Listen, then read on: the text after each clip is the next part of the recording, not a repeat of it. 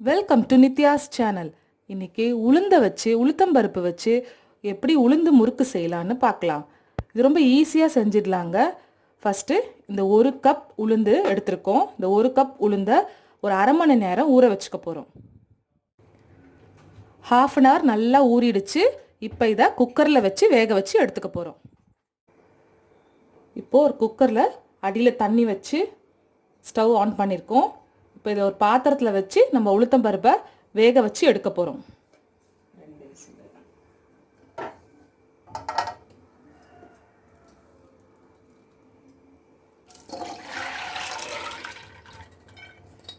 இது நல்லா ஒரு ½ அன் ஹவர் டு 1 ஹவர் ஊறி இருக்கு. அந்த உளுத்தம்பருப்பை வேக வச்சு எடுக்க போகிறோம். நல்லா வெந்ததுக்கப்புறம் ஆற வச்சுட்டு மிக்சியில் போட்டு நல்லா வழுவழுன்னு அரைச்சி எடுத்துக்க போகிறோம். ஒரு 2-3 விசில் விட்டு வேக வச்சுக்கலாம்.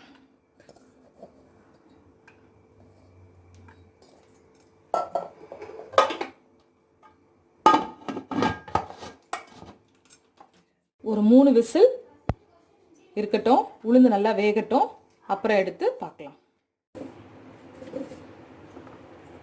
பருப்பு பாருங்கள் நல்லா வெந்துருச்சு. ஒரு 2 விசில் தான் விட்டோம். நல்லா ஆறிடுச்சு. இதை மிக்சியில் போட்டு நல்லா மசிச்சு எடுத்துக்கலாம். பாருங்கள், இந்த மாதிரி நல்லா பஞ்சு போல் உளுத்தம்பருப்பை அரைச்சி எடுத்தாச்சு. இப்போது 1 கப்பு உளுத்தம்பருப்பு நம்ம ஊற வச்சு வேக வச்சு அரைச்சி எடுத்துருக்கோம். அதுக்கு அதே கப்பில் 3 கப்பு அரிசி மாவு போட போகிறோம். வீட்டில் நம்ம ப்ரிப்பேர் பண்ண அரிசி மாவாக இருந்தாலும் பரவாயில்ல, கடையில் வாங்கினதாக இருந்தாலும் பரவாயில்ல. இது கடை மாவு தான். இது 3 கப்பு அரிசி மாவு போட போகிறோம்.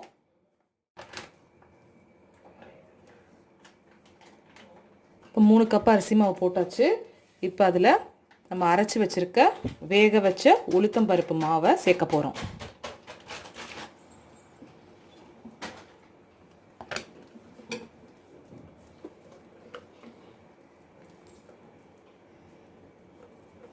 இது உளுத்தம்பருப்பு முறுக்கு.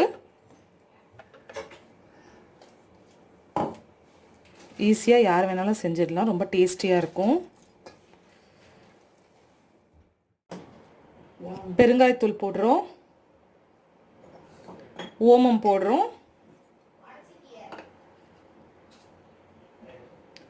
சால்ட் சேர்த்துக்கிறோம். இதில் அரிசி மாவு, உளுத்தம்பருப்பு வேக வச்சு அரைச்ச விழுது, பெருங்காயம், ஓமம், உப்பு சேர்த்துருக்கோம்.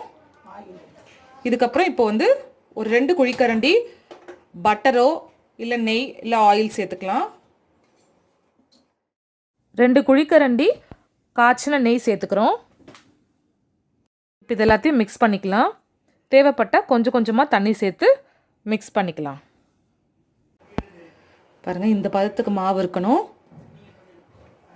ஒரு கடாயில் எண்ணெய் காஞ்சிட்ருக்கு. இப்போ முறுக்கு குழாயில் போட்டு முறுக்கு புழிஞ்சு பார்க்கலாம். மாவு போடுறதுக்கு முன்னாடி உள்ளே கொஞ்சம் ஆயில் பூசிக்கலாம், க்ரீஸ் பண்ணிக்கலாம். பண்ணிவிட்டு இப்போது மாவு போட்டு ஃபில் பண்ணிக்கலாம். ரொம்ப ஃபுல்லாக போட தேவையில்லை. இந்த மாதிரி ஒரு 3/4 பங்குக்கு போட்டு புழியலாம்.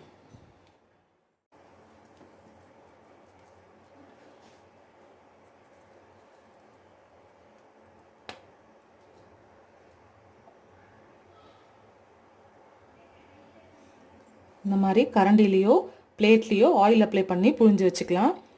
அப்புறம் ஒரு பேட்சாக ஆயில் காஞ்சதுக்கப்புறம் போட்டு எடுக்கலாம். பாருங்கள், எண்ணெய் நல்லா காஞ்சிருச்சு. இப்போது இந்த மாதிரி பிளேட்டில் நம்ம முறுக்கு புழிஞ்சு வச்சுருக்கோம். அது 1 by 1 போடலாம்.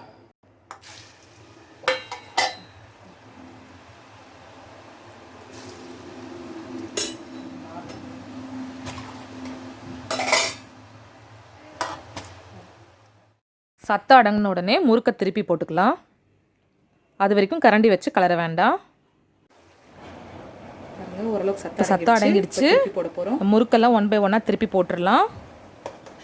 2 பக்கமும் நல்லா வெந்ததுக்கு அப்புறமா ஆயில் ட்ரெயின் பண்ணிவிட்டு எடுத்துடலாம். இது வேகிற டைமில் பார்த்திங்கன்னா நம்ம அந்த பிளேட்டில் முறுக்கை புழிஞ்சு வச்சிடலாம். இது எடுத்ததுக்கப்புறம் அடுத்த பேட்சும் நம்ம போட்டுடலாம். பாருங்கள் முறுக்கு வெந்துருச்சு. நம்ம ஆயில் ட்ரைன் பண்ணி எடுத்துடலாம்.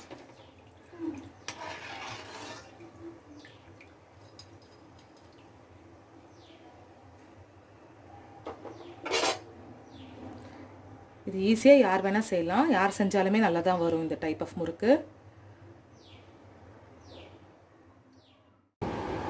அருமையாக சூப்பராக முறுக்கு ரெடி ஆகிடுச்சு. ஈஸியாக செஞ்சிடலாம். இந்த முறுக்கு பார்த்திங்கன்னா ரொம்ப டேஸ்டியாக இருக்குது. பொறான்னு இருக்குது. பாருங்கள் ஆயிலும் அந்தளவுக்கு குடிக்கல. நல்லா இருக்குது பாருங்கள். நல்லா இருக்குது டேஸ்ட்டு. நல்லா சூப்பராக இருக்குது டேஸ்ட்டு. செம்மையாக இருக்குது. இது நீங்களும் செஞ்சு பாருங்கள். உங்கள் கமெண்ட்ஸை கமெண்ட் பாக்ஸில் ஷேர் பண்ணுங்கள். இந்த வீடியோ பிடிச்சிருந்தா லைக் பண்ணுங்கள், ஷேர் பண்ணுங்கள், கமெண்ட் பண்ணுங்கள். இந்த சேனலை இது வரைக்கும் நீங்கள் சப்ஸ்கிரைப் பண்ணலன்னா சப்ஸ்கிரைப் பண்ணிக்கோங்க. கூடவே அந்த பெல் ஐக்கானையும் ப்ரெஸ் பண்ணுங்கள். அப்போ தான் நான் போடுற வீடியோஸ் எல்லாம் உங்களுக்கு நோட்டிஃபிகேஷன்ஸ் தான் வரும். பாய்.